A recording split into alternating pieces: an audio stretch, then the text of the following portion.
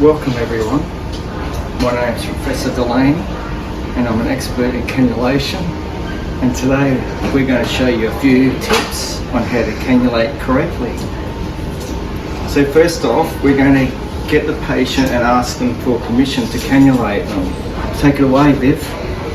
Hello, my name is Vivian. I'll be a nurse today to cannulate you. Are you happy for us to put a cannula on? Very happy.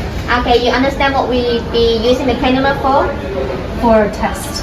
Yes, to put in contrast. So are you allergic to any contrast? No. Okay, are you happy for me to have a look at your veins now? Very happy. Okay. So we're going to put a cannula tourniquet on. And when you're new, you're only going to have a go at veins you can actually see.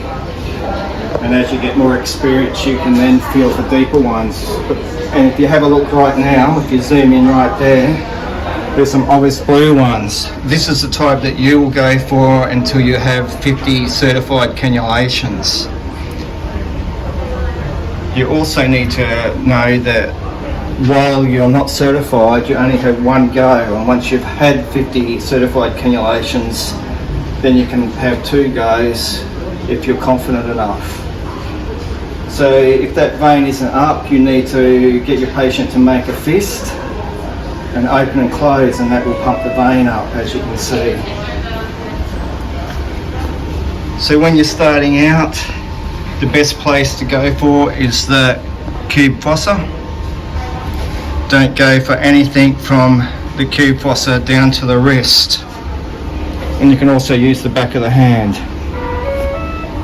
So over here we have all the items that we'll be using for cannulation. Today we're going to use a blue cannula, a saline flush, bungs. There's so many different types of bungs, you'll just get used to the one that you use at your practice. Alco wipes and a tegaderm, and of course your PPE. Alright, Viv, let's cannulate. So as you can see, Viv's cleaning her hands. Make sure you clean your hands after each and before each patient.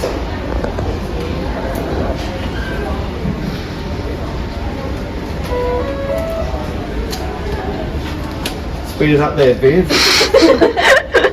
Our audience is losing interest. Okay, now that we've got our gloves on, we're going to cleanse the area with our alcohol wipe.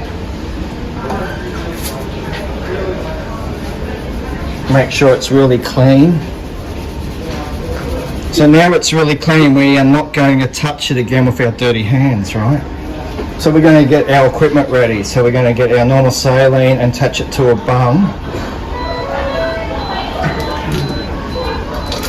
Each place will tell you something different, but this is great practice what we're doing here.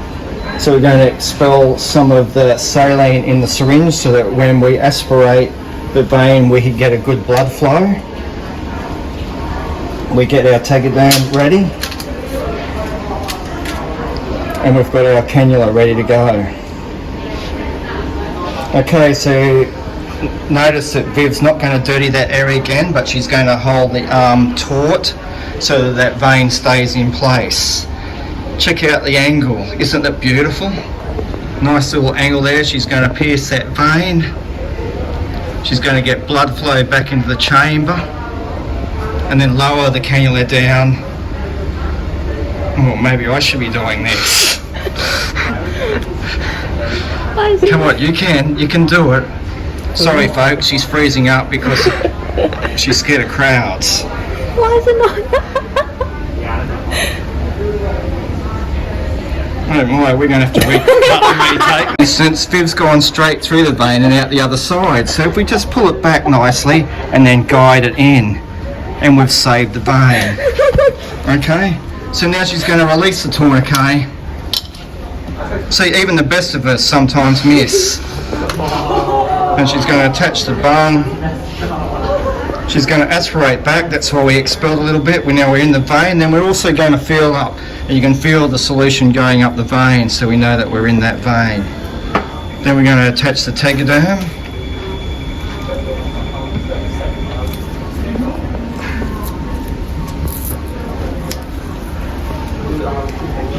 And there you have it. Not everything runs perfectly. Even the best of us make mistakes. Hey Viv. Thanks for watching.